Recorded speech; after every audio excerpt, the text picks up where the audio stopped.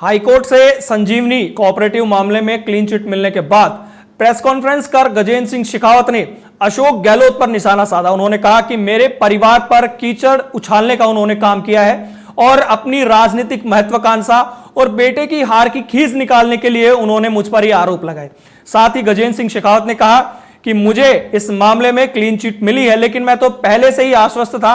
मुझ पर ये आरोप निराधार थे। प्रेस कॉन्फ्रेंस करते हुए उन्होंने बहुत सारी बातें कही, देखिए उनका ये बयान।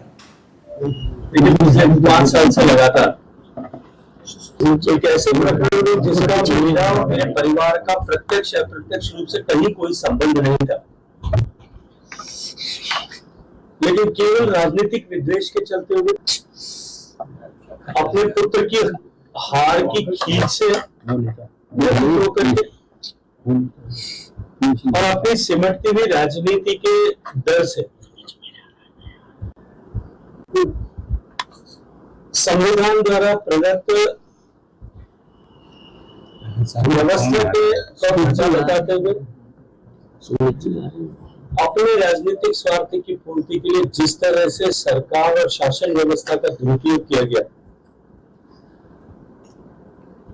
मुझे और मेरे परिवार को बदनाम करने के तमाम तरह के प्रयास किए गए।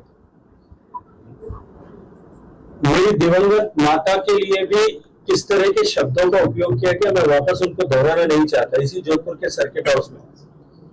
लेकिन मैंने हर बार ये कहा था कि मेरा दामन पाक साफ है और अंततः भारत की कानून व्यवस्था इसका निर्णय करेगी। और मुझे अत्यंत प्रसन्नता इस बात की है कि ये जीत या सत्य असत्य की जीत नहीं है, ये न्याय हुआ है और अन्याय को एका पर्दा एक बार फिर फाश हुआ है। इस तरह की गतिविधियां करने वाले लोगों का जो है कि राजनीति एक बार फिर उजागर हुई है। जो झूठ उन्होंने बोला, उनकी पार्टी के नेताओं ने बोला, चुनाव के समय में भी जो सामने प्रतिद्वंदी थे उन्होंने भी इस तरह की बातें की थी। मुझे लगता है कि शायद अब उनके मुंह पर भी ताला लगेगा। यहाँ सत्य सामने आया है। भारत की न्यायपालिका ने एक बार फिर ये सिद्ध किया है कि भारत में सत्य को परेशान किया जा सकता है लेकिन परास्त नहीं किया जा सकता। आपको फ्री कर दिया है और आप माननीय का मैं तो फ्री था पहले भी नहीं, माननीय का मुकदमा लगाओगे जिसका कि आपकी इज्जत को लेकर जिससे वो तो पहले से चल रहा है। मेरी माँ के लिए जब जिन शब्दों का प्रयोग किया गया उसके बाद दिल्ली में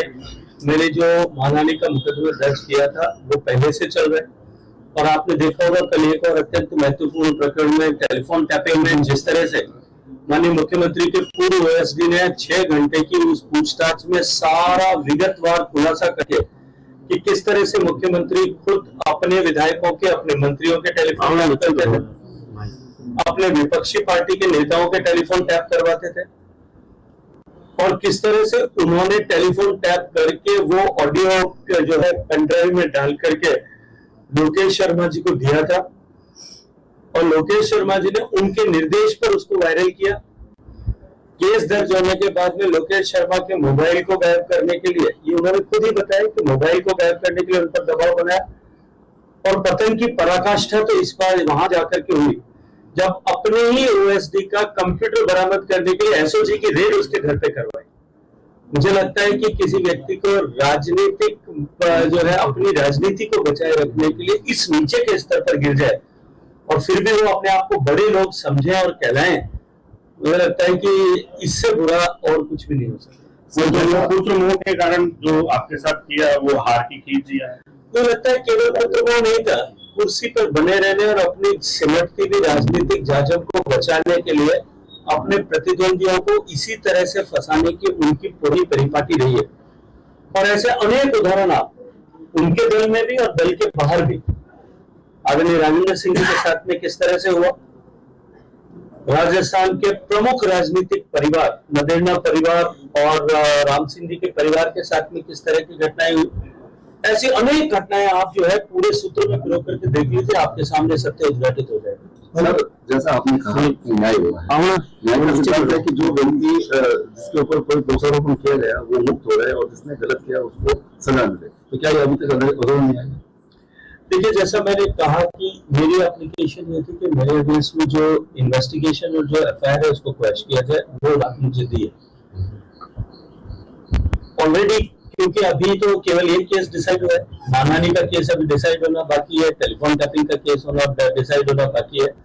मैंने पहले भी कहा था और फिर कहूंगा कि इन दोनों में भी इसी तरह से न्याय होगा। मुझे पूरा भरोसा है, देर होगी लेकिन अंधेर नहीं होगा, और जिस दिन होगा उस दिन निश्चित रूप से कई लोगों को किए की सजा मिलेगी। सर लगता है कि फोन टैपिंग में जिस दिन फैसला आएगा, जो कल जो हुई है